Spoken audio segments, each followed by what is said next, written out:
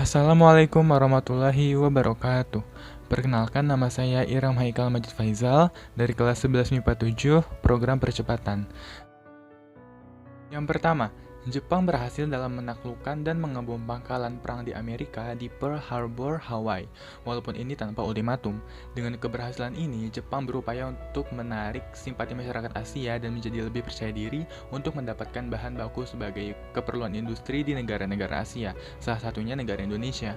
Yang kedua, ketika Jepang telah berhasil menaklukkan Pearl Harbor, banyak Belanda Indonesia yang lari ke Australia karena takut Indonesia serta orang Belandanya juga dihancurkan seperti halnya Pearl Harbor. Perginya orang Belanda ini menyebabkan divisi Belanda mengurang. Hal ini mendukung Jepang untuk masuk lebih mudah ke Indonesia. Yang ketiga, ketika Jepang masuk ke Indonesia, mereka melakukan perang dengan Belanda di Indonesia. Namun, Belanda hanya memiliki 4 divisi, sedangkan Jepang memiliki 6-8 divisi, sehingga hal ini menyebabkan Jepang dapat dengan mudah mengalahkan Belanda dan mengusir Belanda dari Indonesia. Jepang pun semakin mudah untuk masuk ke Indonesia. Yang keempat, oleh karena Jepang telah mengusir Belanda dari Indonesia, warga Indonesia jadi menyambut ramah warga Jepang karena perbuatannya. Hal ini semakin memudahkan Jepang untuk masuk lebih dalam ke negara Indonesia. Yang kelima, Jepang membawa propaganda 3A yang merupakan singkatan dari Jepang Pelindung Asia, Jepang Pemimpin Asia, dan Jepang Cahaya Asia. Propaganda ini digunakan untuk menipu daya rakyat pribumi agar mereka merasa bahwa Jepang memang pelindung Asia. Ada juga beberapa propaganda yang dibuat dengan tujuan yang sama. Yang keenam, Jepang membolehkan warga Indonesia untuk mengibarkan bendera Indonesia di samping bendera Jepang, menggunakan bahasa Indonesia dan menghapus bahasa Belanda, serta menyanyikan lagu kebangsaan Indonesia setelah menyanyikan lagu kebangsaan Jepang. Yang ketujuh, Jepang dianggap sebagai saudara tua bangsa Asia oleh warga pribumi karena ramalan Jayabaya yang menyebutkan akan ada bangsa berkulit kuning dan berperawakan kecil yang akan menyelamatkan Indonesia.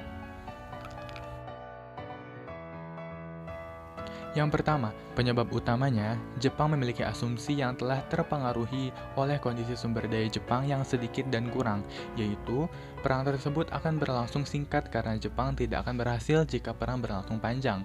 Hal ini menyebabkan segala persiapan menjadi kurang paten. Yang kedua, Jepang cenderung meremehkan kualitas, kuantitas, keberanian, dan strategi musuh mereka. Yang ketiga, Jepang meremehkan dampak perang terhadap ketahanan pangan di tanah air mereka.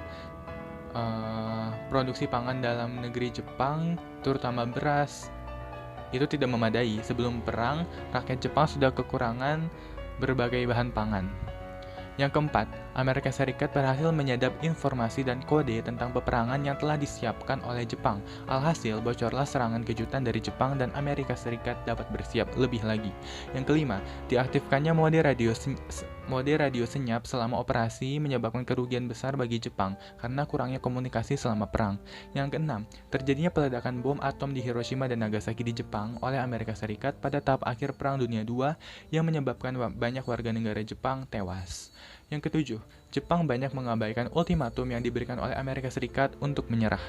Yang kedelapan, misi utama dalam pengeboman Pearl Harbor adalah untuk menghancurkan salah satu kapal induk milik Amerika Serikat tercatat gagal, karena ternyata kapal induk tersebut sudah tidak ada di Pearl Harbor.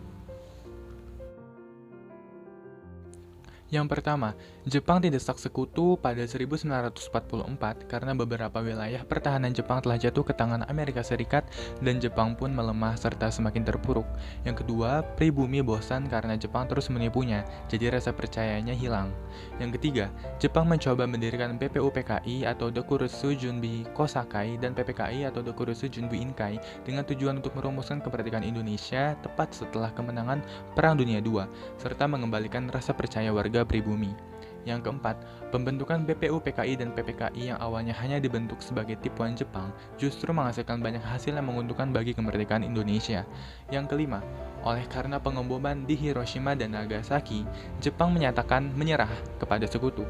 Tanggal 2 September, Jepang menandatangani instrumen penyerahan diri yang otomatis mengakhiri Perang Dunia II. Hal ini membuat Indonesia berada di kondisi vacuum of power atau kekosongan kekuasaan. Keadaan tersebut segera dimanfaatkan untuk memproklamasikan kemerdekaan Indonesia pada tanggal 17 Agustus tahun 1945.